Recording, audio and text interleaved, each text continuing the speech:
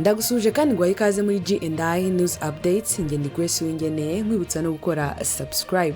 Ronnie Jackson ni umusenateri wa Amerika woherejwe na Trump kujya kureba no kugenzura uko mu gihugu cya Repubulika Iharanira Demokarasi ya Kongo byifashe no kwizanira amakuru ahamye kandi yizewe mu kugera mu gihugu cye. Rero nawe yatanze raporo. What's going on there, then I think everyone will have an interest in making sure that this is a safe and secure area. They're going to need foreign investment to come in. They're going to need other countries' businesses to want to come and operate there. Right now that can't happen because there's not the required level of safety and security, and there's not the lack of corruption. It doesn't, there's going to be a certain level of corruption everywhere you go, but when I was there, I was shocked at the level of corruption there. I talked to a Swiss company this morning, and they told me that their company was worth something like $18 billion, and they got a tax bill last year for their company for $80 billion, which is ridiculous, right? And so they protested it, and they got it reduced to $1 billion, which is still hundreds of times more than the profits that they make in the year. So they're being taxed at an unreasonable rate. The bribes obviously are a big deal. The Chinese can afford to pay the bribes, or they're willing to pay the bribes, and we as the United States are not. Many countries are not willing to do that, so they end up being able to compete without competition. There's a biased justice system as well. You can never be assured that if you go there and you get into some kind of legal disagreement, that it's going to be a fair judgment, and they're going to rule in your favor if you're in the right. There's manipulated exchange rates. There's unreasonable fines. There's evidence everywhere that members of the government and their family are getting filthy rich from what's going on there, while the population there is starving and living in a horrible environment. I think that we have to come up with a way to fix this. I think that until that happens, a lot of this other stuff is not going to matter. I don't know the answer to this, but I would like to get your opinion, each of you. Do you think that in the current situation that we're in, and obviously there's other... Yavuze ko hari ibyiciro bya business bidashobora gukorerwa hariya bitewe nuko nta mutekano wize uriyo. Hariyo ruswa yo ku rwego rwo hejuru. Ubwo yarariyo yatangajwe cyane n'ibyo bintu. Atanga urugero rwa kampani imwe y'Abasuwisi yavuganye nabo bakamubwira ko umwaka ushize bahawe facture y'imisoro iruta kure inyungu binjiza muri business yabo. Avuga ko mbese baka imisoro idasobanutse nta nashingira ifite. Akomeza avuga ko hari utagira icyo ukora, nta ruswa uhereza abayobozi, ndetse n'amabusiness yose by'umwihariko y'Abashinwa aba nayo abizi neza kandi yiteguye gutanga iyo ruswa rwose. Ati ntiwajya hariya wizeye ko hari amategeko yakurengera kuko nta butabera bwizewe buriyo bwakuburanira ubaye uri mukuri. Amafaranga menshi ahatangwa adafite ubusobanuro hirya no hino nabyo birahari, ku buryo n'abagize guverinoma ari famiye bagenda baba bakire mu biri kubera hariya, kandi abaturage bari kwicwa n'inzara batuye ahantu hatangaje rwose. Yasoje avuga ko atekereza ko bafite kuzana igisa n'umwanzuro n'igitekerezo gifatika. Ryari ijambo rirerire, gusa bisa nkaho nta cyizere cy'uko Perezida wa Amerika Donald Trump ashobora gukorana n'igihugu cya Kongo, bitewe nuko nk'uko bizwi kandi Perezida Donald Trump yagiye abivuga kenshi ko imiyoborere myiza ari iciye mu mucyo, umuyobozi mwiza ari uwita ku baturage n'ibindi, aho yaje no gutanga urugero mu ijambo rye ko mu baperezida bo muri Afurika bose yishimira Perezida Paul Kagame. Anatanga impamvu ko ari ukubera ko bigaragara ko hari aho yakuye igihugu cy'u Rwanda akagira n'aho akigeza. Naho mu ruzinduko ku munsi w'ejo, Minisitiri w'Ububanyi n'Amahanga wa Kongo Thérèse Kayikwamba yagiriye Burundi ajyanye ubutumwa yari yahawe na Perezida wa Kongo Félix Antoine Tshisekedi. Umuvugizi w'umukuru w'igihugu cy'u Burundi Rosine Guilaine Gatoni yavuze ko bwari ahanini ubwo gushima ubushuti n'umubano mwiza bisanzwe bihari hagati y'igihugu cy'u Burundi na Repubulika Iharanira Demokarasi ya Kongo. Nyine shubahiro umukuru w'igihugu w'igihugu c'u Burundi aheje kwakira umushikiranganji ajejwe imigenderanire mu gihugu ca Republika Iharanira Demokarasi ya Kongo, aho yaraje gushikana ubutumwa rungikanwe na nyenicubahiro Felix Antoine Tshisekedi Tshilombo, umukuru w'igihugu ca Republika Iharanira Intwaro Rusangi ya Kongo. Ubwo butumwa yarazanye ashikiriza Sebarundi, umukuru w'igihugu c'u Burundi, bwari bushimikiye cane cane ku butumwa bwo gushima ubucuti busanzwe buhari hagati y'igihugu c'u Burundi be n'igihugu ca Republika Iharanira Demokarasi ya Kongo, gushima ubuvukanyi, gushima umubano mwiza, gushima n'ingene ivyo bihugu bibiri bisanzwe bishigikirana mu bisata bitandukanye, na cane cane mu gisata c'umutekano, aho dusanzwe tuzi yuko hasanzwe hari amasezerano yo gushigikirana muri ico gisata c'umutekano. Muri ubwo butuma hari harimo kandi gushimira igihugu c'u Burundi kubona caruguruye amarembo kikakira ibihumbi n'ibihumbi vy'abene gihugu b'abakongomani baje bahunga intambara ikurabera mu gace k'ubuseruko bwa Republika Iharanira Demokarasi ya Kongo. Barashimira ubundi cane kuko bwabakiranye urukundo, rubakira nk'abavukanyi, rurabaha aho baryama, ivyo bafungura, rurakira abavyeyi, ibibondo, eka rurakira bene igihugu bose batari bagifise aho bakika umusaya.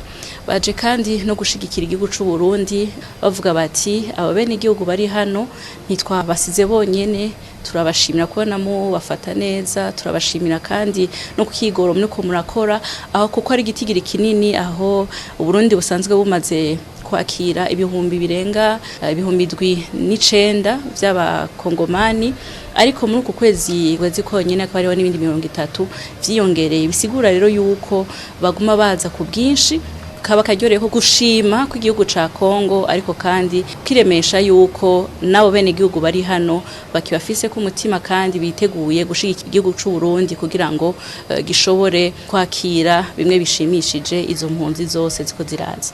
Nyenicubahiro umukuru w'igihugu c'u Burundi yaboneyeho n'akaryo kandi ko kubashimira nawe nyene ubwiwe ku migenderanire myiza isanzwe ihari, no kubatera intege yuko n'icizero yuko amahoro azoboneka, na cane cane yuko n'amakungu amaze guhagurukira rimwe kugira ngo yiyamirize iyo ntambara ikwirahabera. Kari n'akaryo ko kuganira no ku bindi bisata yuko ivyo bihugu bibiri byo bandanye bitsimbataza imigenderanira no mu bindi bisata bishobora kuzanira ko inyungu abene igihugu b'u Burundi be n'abene igihugu ba Republika Iharanira Intwaro Rusangi ya Kongo. Pat McFadden usanzwe ari umwe mu bagize inteko nshingamategeko y'Ubwongereza, akaba n'umwe mu bagize ishyaka ry'abakozi, yagaragarije guverinoma y'Ubwongereza impungenge z'uburyo abanyamurenge bakomeje gutotezwa no kwicwa muri Republika Iharanira Demokarasi ya Kongo, ndetse no kureba uko yahagarika ibyo bikorwa. Ibi bibaye nyuma yaho Alexis Kirey uhagarariye impunzi zirenga 2,000 z'abanyamurenge bahungiye mu Bwongereza nawe atabarije abari kwicirwa muri Kongo. Mu ibaruwa Feden yandikiye minisitiri ushinzwe Afrika mu Bwongereza Ray Edward Harry Collins, yagaragaje ko Kirey yahangayikishijwe bikomeye n'ibikorwa by'ubugizi bwa nabi n'ibihonyora uburenganzira bwa muntu bikomeje gukorerwa abanyamurenge n'abatutsi bo mu burasirazuba bwa Kongo, kandi ko ngo abareberera hafi bibera muri Kongo bagaragaza ko ari ibikorwa bigamije kurimbura ubwoko runaka. Naho mu ijambo Perezida Paul Kagame yatambukije mu nama yabaye ku munsi w'ejo yahuje abakuru b'ibihugu bigize imiryango ya EAC na SADC, yabaye hifashishijwe ikoranabuhanga, yagaragarije abakuru b'ibihugu bagenzi be ko ubusugire bw'u Rwanda n'ubwigenge bwarwo bukwiye kubahwa nk'uko ubw'ibindi bihugu bwubahwa. Igikorwa nyamukuru cyahurije abakuru b'ibihugu muri iyi nama ni ukwemeza imyanzuro yafashwe n'abaminisitiri b'ububanyi n'amahanga n'ab'ingabo bo muri iyi miryango irebana no kugarura amahoro n'umutekano birambye mu burasirazuba bwa Kongo. Ubutegetsi bwa Kongo bwumvikanye kenshi bushinja u Rwanda kuvogera ubusugire n'ubwigenge bwa Kongo, busobanura ko rwohereje ingabo ku butaka bwayo kandi ko bufasha umutwe witwaje intwaro wa M23 ugenzura ibice byinshi. Ibi birego u Rwanda rwarabihakanye rusobanura ko bitewe n'ibishobora kuruhungabanyiriza umutekano biturutse muri leta ya Kongo na FDLR rwakajije ingamba z'ubwirinzi ku mupaka. Izi ngamba z'ubwirinzi nizo zapfubije bimwe mu bisasu byarashwe mu karere ka Rubavu kuva mu gitondo cya tariki 27 Mutarama 2025 ubwo abarwanyi ba M23 bahanganiraga n'ihuriro ry'ingabo za Kongo mu nkengero z'umujyi wa Goma. Perezida Kagame yagaragarije bagenzi be ko u Rwanda rwitaye ku mutekano warwo kandi ko ibishobora kuwuhungabanya bigomba gukemurirwa mu murongo ukemurirwamo ibibazo by'ibindi bihugu nka Kongo. Ni mu gihe kandi meya w'umujyi wa Paris mu Bufaransa Anne Hidalgo yasabye polisi gukumira igitaramo umuhanzi Maître Gims ukomoka muri Repubulika Iharanira Demokarasi ya Kongo ateganya guhuza n'umunsi wo gutangira kwibuka ku nshuro ya 31 Jenoside yakorewe Abatutsi mu Rwanda mu 1994.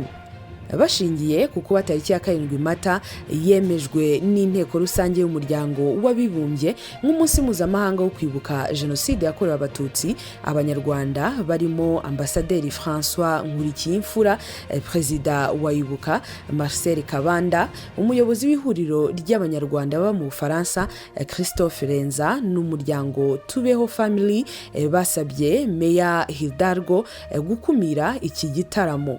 Aba Banyarwanda kandi bagaragaje impungenge z'uko iki gitaramo gishobora kwifashishwa nk'urubuga rwo guhakaniraho no gupfobya Jenoside bitewe n'uko Maître Gims na bagenzi be nka Yusufa basanzwe bibasira u Rwanda cyane cyane kuva umubano warwo na Kongo wazamba.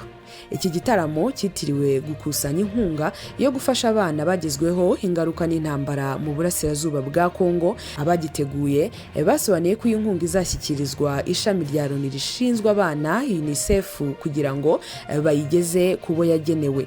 UNICEF ishami ry'Ubufaransa yagaragaje ko itazakira iyi nkunga mu gihe iki gitaramo cyaba tariki ya 7 Mata 2025, ishimangira ko uyu munsi wahariwe kwibuka Jenoside yakorewe Abatutsi mu Rwanda mu 1994. Ibi byavuzwe n'umuvugizi wa UNICEF Niji Josh ko kandi itariki nidahinduka. UNICEF yabisobanuriye neza abateguye iki gitaramo ko batazakira inkunga izakivamo.